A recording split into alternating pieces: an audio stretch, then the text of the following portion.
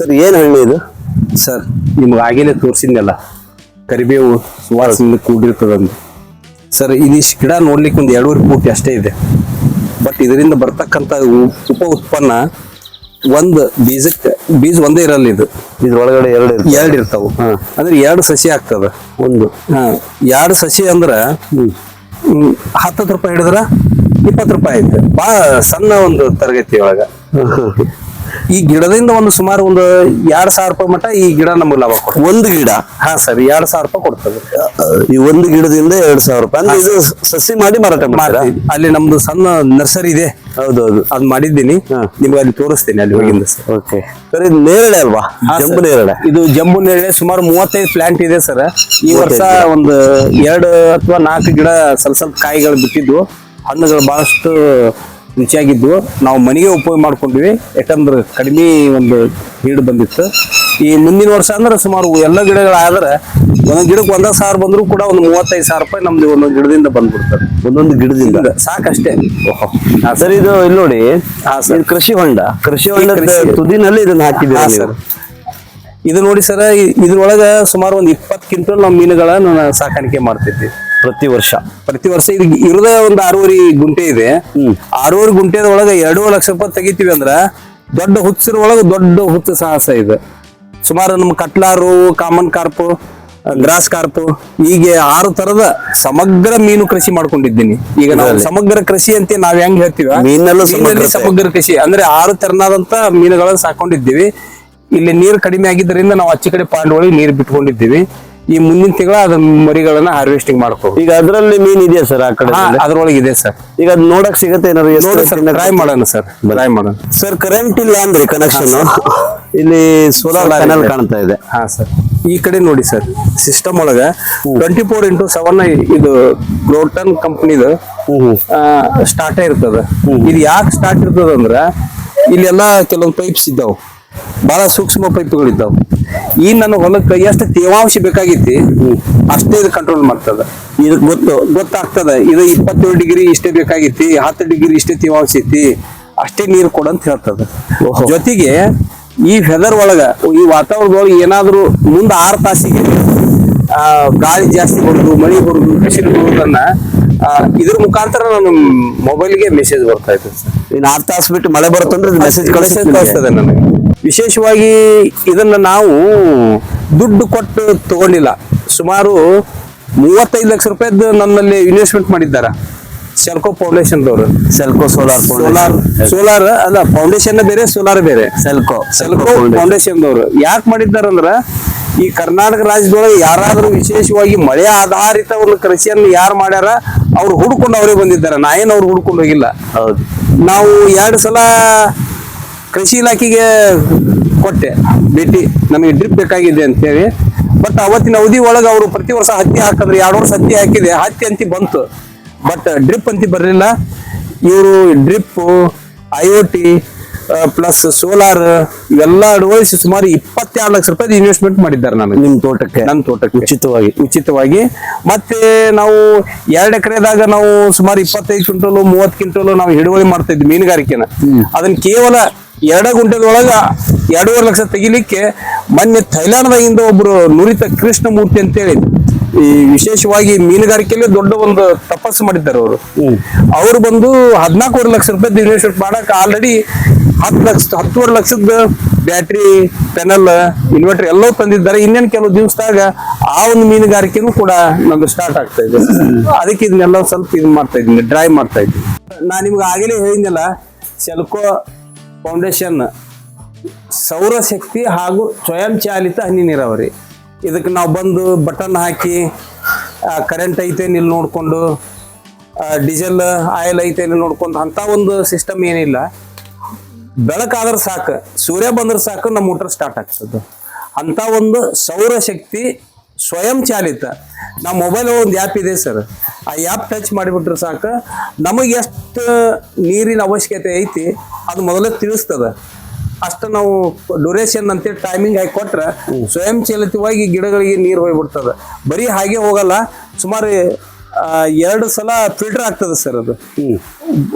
ಈಗ ನಮ್ ಕುಡಿಲಿಕ್ಕೆ ನಮ್ಮ ಊರ ನೀರಿಲ್ಲ ಸರ್.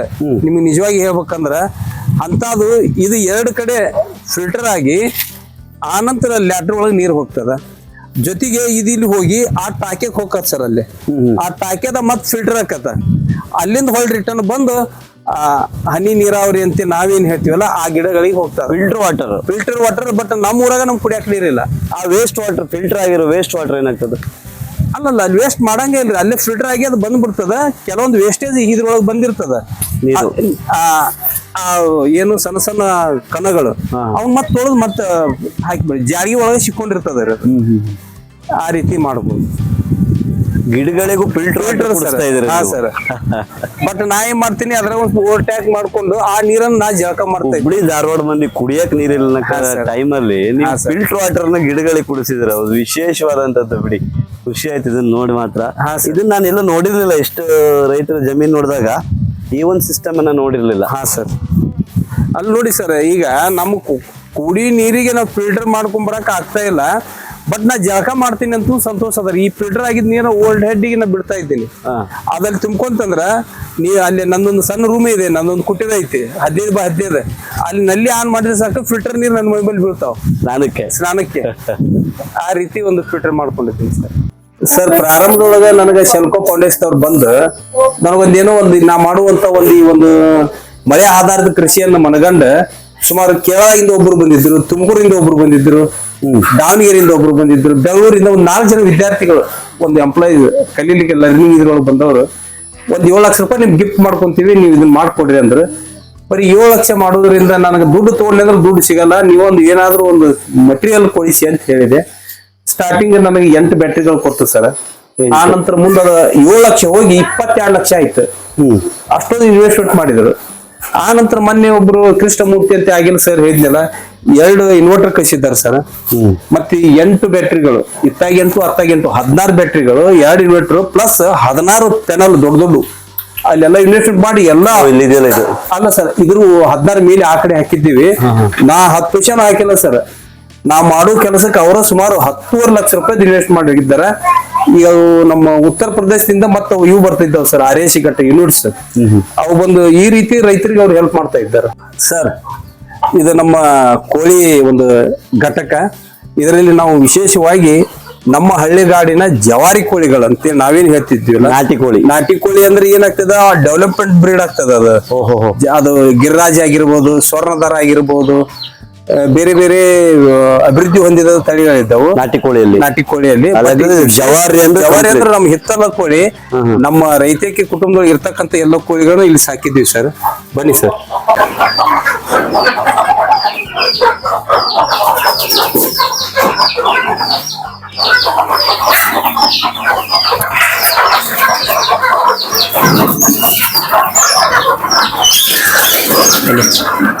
ಇಲ್ಲಿ ಮೊಟ್ಟೆಗಳ ಪ್ರವಾಸಿ ಬಂದಂತ ಕೋಳಿಗಳಿದ್ದಾವೆ ಸರ್.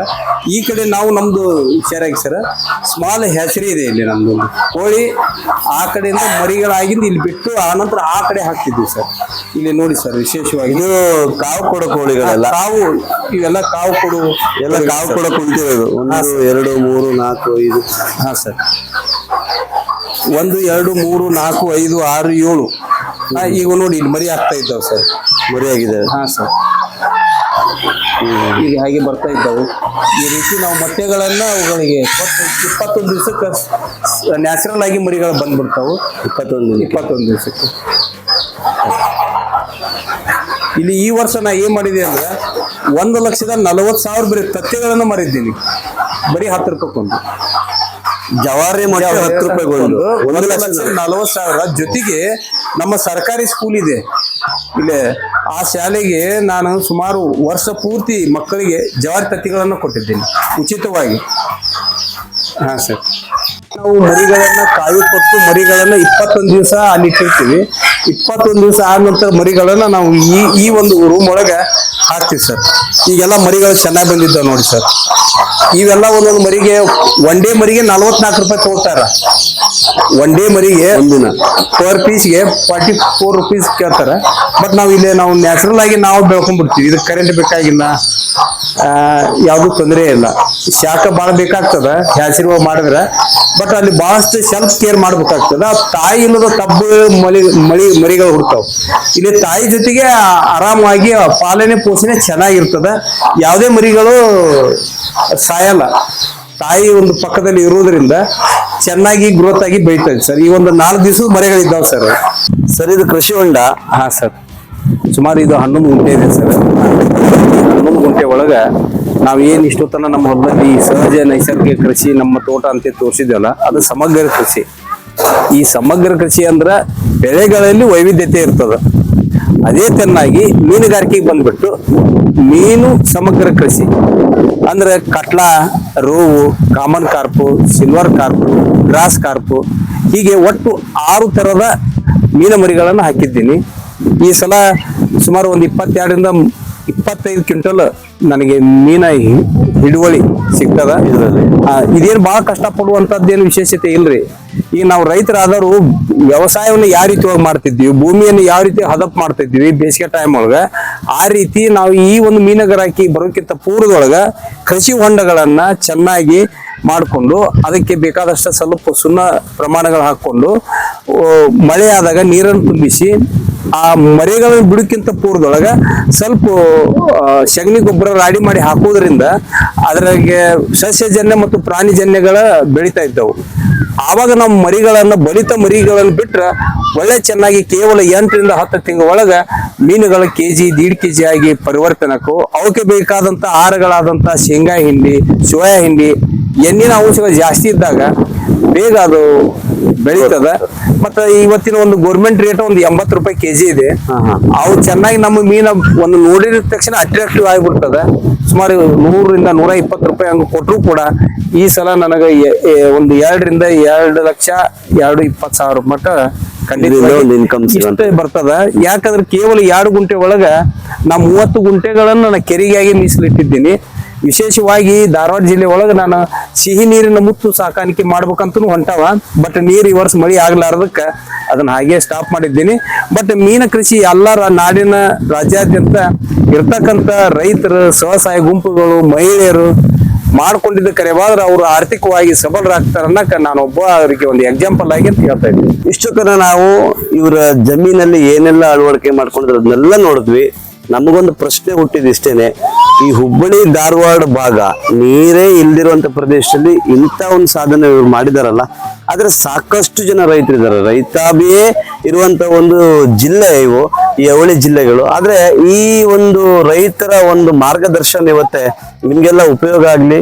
ಮತ್ತೆ ಈ ಒಂದು ರೈತರ ಒಂದು ಶ್ರಮವನ್ನು ನೋಡಿ ನೀವು ಕೂಡ ಈ ರೀತಿ ಸ್ವರ್ಗವನ್ನು ಸೃಷ್ಟಿ ಮಾಡ್ಬೋದು. ಇದಕ್ಕೆ ಬರೀ ನಾವು ತೋಟ ಅಂತ ಹೇಳೋದಿಲ್ಲ, ಇದು ಸ್ವರ್ಗ ಇವುದು. ಯಾಕೆಂದ್ರೆ 54 ವಿವಿಧ ರೀತಿಯ ಬೆಳೆಗಳನ್ನು ಇವತ್ತು ಬೆಳೆದಿದ್ದಾರೆ ಇವರು. ತಾತ್ಕಾಲಿಕವಾಗಿ ದಿನ ಇವರಿಗೆ ಆದಾಯ ಕೊಡುವಂತ ತರಕಾರಿಯನ್ನು ಬೆಳೆದಿದ್ದಾರೆ. ಮಾಸಿಕವಾಗಿ ಆದಾಯ ಕೊಡುವಂತದ್ದಿದೆ, ಜೊತೆಗೆ ತ್ರೈಮಾಸಿಕವಾಗಿ ಆದಾಯ ಕೊಡುವಂತದ್ದಿದೆ, ವಾರ್ಷಿಕವಾಗಿ ಆದಾಯ ಕೊಡುವಂತದ್ದಿದೆ. ಇನ್ನು ಬಿಟ್ರೆ 20 ವರ್ಷದ ನಂತರನೂ ಆದಾಯ ಕೊಡುವಂತ ಬೆಳೆಗಳನ್ನು ಕೂಡ ಇವರು ಬೆಳೆದಿದ್ದಾರೆ. ಹಾಗಾಗಿ ಈ ಒಂದು ರೈತರ ಪ್ರಯತ್ನವನ್ನ ಸಾಕಷ್ಟು ರೈತರು ಮಾಡ್ಲಿ ಅಂತ ಹೇಳ್ತಾ, ಕೊನೆಯದಾಗಿ ಇವ್ರ ಬಾಯಲ್ಲಿ ನಮ್ಮ ಕೆಲವು ಯುವ ರೈತರು ಇವತ್ತು ಏನ್ ಮಾಡ್ತಿದ್ದಾರೆ ಅಂದ್ರೆ ಕೃಷಿಯನ್ನ ಮಾಡ್ತಾರೆ. ಕೆಲವರು ಸಮಗ್ರತೆಯನ್ನು ಮಾಡ್ಕೊಳ್ಳೋದಿಲ್ಲ. ಸಮಗ್ರ ಕೃಷಿಯನ್ನು ಅಳವಡಿಕೆ ಮಾಡ್ಕೊಳ್ಳೋದ್ರಲ್ಲಿ ಯಾವ ರೀತಿ ನಮ್ಮ ಯುವ ರೈತರಿಗೆ ಸಂದೇಶವನ್ನು ಕೊಡ್ತಾರೆ ಅಂತ ನಾವು ಇವ್ರ ಮಾತಲ್ಲಿ ಕೇಳೋಣ. ಖಂಡಿತವಾಗಿ ಇಲ್ಲಿವರೆಗೆ ಕೂಡ ನಾವು ಸ್ಟಾರ್ ದಿನು ಒಂದು ಚಾನಲ್ ಇಂದ ಬಂದು ನನ್ನ ಒಂದು ಹೊಲಕ್ಕೆ ಭೇಟಿ ಕೊಟ್ಟು ಹಲವಾರು ವಿಚಾರಗಳನ್ನು ಇಲ್ಲಿವರೆಗೂ ವಿನಿಮಯ ಮಾಡ್ಕೊಂಡಿವಿ. ಇವತ್ತಿನ ದಿನಮಾನಗಳಲ್ಲಿ ನಮ್ಮ ಯುವ ಜನತೆಗೆ ಏನು ಸಂದೇಶ ಕೊಡ್ಬೇಕಂದ್ರೆ, ಬರೀ ಕೃಷಿಯನ್ನೇ ಅವಲಂಬಿಸ್ರಿ ಬೇಡ ಅಂತಲ್ಲ, ಅದರಲ್ಲಿ ವೈವಿಧ್ಯತೆ ಇರುವಂತ ಕೃಷಿಯೇತರ ಚಟುವಟಿಕೆಗಳನ್ನ, ಉಪಕಸುಬುಗಳನ್ನ ಹಮ್ಮಿಕೊಂಡ್ರೆ ಮಾತ್ರ ನಾವು ಆರ್ಥಿಕವಾಗಿ ಸದೃಢ ಆಗ್ತೀವಿ ಅಂತ ಈ ಸ್ಟಾರ್ ದಿನು ಒಂದು ಚಾನಲ್ ಮುಖಾಂತರ ಮುಖ್ಯಸ್ಥರಾದಂಥ ದಿನೇಶ್ ಅವರಿಗೂ ಹಾಗೂ ನನ್ನ ಸಮಸ್ತ ರೈತ ಬಾಂಧವರಿಗೆ ನಾನು ಧನ್ಯವಾದಗಳನ್ನು ಹೇಳ್ತಾ ಇದ್ದೀನಿ. ಈ ಒಂದು ಮುತ್ತಿನಂತ ಮಾತನ್ನ ನಮ್ಮ ಡಾಕ್ಟರ್ ಶೌಕತ್ ಅಲಿ ರೈತರ ಬಾಯಲ್ಲಿ ನಾನು ಇವತ್ತು ಕೇಳಿದೆ. ಈ ಒಂದು ಮಾತು ನಿಮ್ಗೆಲ್ರಿಗೂ ಪ್ರೇರಣೆ ಅಂತ ಹೇಳ್ತೀನಿ. ಇವರಿಗೆ ಧನ್ಯವಾದ ಅರ್ಪಿಸೋಕೆ ಅದು ಸಣ್ಣದಾಯ್ತು, ಆ ಧನ್ಯವಾದ ಅನ್ನೋ ಪದನೇ ಸಣ್ಣದಾಯ್ತು. ಹಾಗಾಗಿ ನೀವು ಬರೀ ಲೈಕ್ ಕೊಟ್ಟರೆ ಸಾಕಾಗಲ್ಲ, ಒಳ್ಳೆ ರೀತಿಯ ಕಮೆಂಟ್ ಅನ್ನ ಈ ಒಂದು ರೈತರಿಗೆ ನೀವು ಮಾಡಬೇಕು. ಯಾಕಂದ್ರೆ ಇವರು ಲಕ್ಷಾಂತರ ರೈತರಿಗೆ ಪ್ರೇರಣೆ. ಇವರು ಯಾಕೆಂದ್ರೆ ಈ ಒಂದು ಸೃಷ್ಟಿ ಆಗಿದೆ ಇಲ್ಲಿ, ಈ ಒಂದು ನೀರಿಲ್ದಿರೋ ಪ್ಲೇಸ್ ಅಲ್ಲಿ ಮಾಡಿರುವಂತ ಸೃಷ್ಟಿ ಇದೆಯಲ್ಲ, ನಾನು ನೋಡಿ ನನಗೆ ಇಷ್ಟು ಎಕ್ಸೈಟ್ ಆಗಿ ನಾನು ಹೇಳ್ತಾ ಇರುವಂತದ್ದು. ಹಾಗಾಗಿ ಸಾಕಷ್ಟು ರೈತರು, ನಾನು ಇವರ ಕಂಪ್ಲೀಟ್ ಅಡ್ರೆಸ್ ಮತ್ತೆ ಇವರ ಫೋನ್ ನಂಬರ್ ಅನ್ನು ಕೊಟ್ಟಿರ್ತೀನಿ, ಇವರಿಂದ ಮಾಹಿತಿಯನ್ನು ಪಡ್ಕೊಳ್ಳಿ, ನಿಮ್ಮ ಜಮೀನನ್ನು ಕೂಡ ಸ್ವರ್ಗ ಮಾಡಿ ಅಂತ ಹೇಳ್ತೀನಿ. ಯಾಕೆಂದ್ರೆ ನೂರಾರು ಬೆಳೆಗಳನ್ನು ಬೆಳೆದಾಗ ಅದು ಸ್ವರ್ಗ ಭೂಮಿನೇ ಅಂತ ಆಗುತ್ತೆ. ಹಾಗಾಗಿ ವಿಶೇಷವಾಗಿ ನಮಗೆ ಸಂದರ್ಶನ ಕೊಟ್ಟು ನಮ್ಮ ರೈತ ಬಾಂಧವರಿಗೆ, ಯುವ ರೈತರಿಗೆ ಒಳ್ಳೆ ರೀತಿಯ ಪ್ರೇರಣಾದಾಯಕ ಮಾತುಗಳನ್ನು ಆಡಿರುವಂತಹ ಶೌಕತ್ ಅಲಿ ಸರ್ ಅವರಿಗೆ ವಿಶೇಷವಾಗಿ ಧನ್ಯವಾದವನ್ನು ಮಾಡ್ತಾ ಇದ್ದೀನಿ. ಇಲ್ಲಿಗೆ ಈ ಸಂಚಿಕೆಯನ್ನು ಮುಗಿಸ್ತಾ ಇದ್ದೀನಿ. Okay, thank you.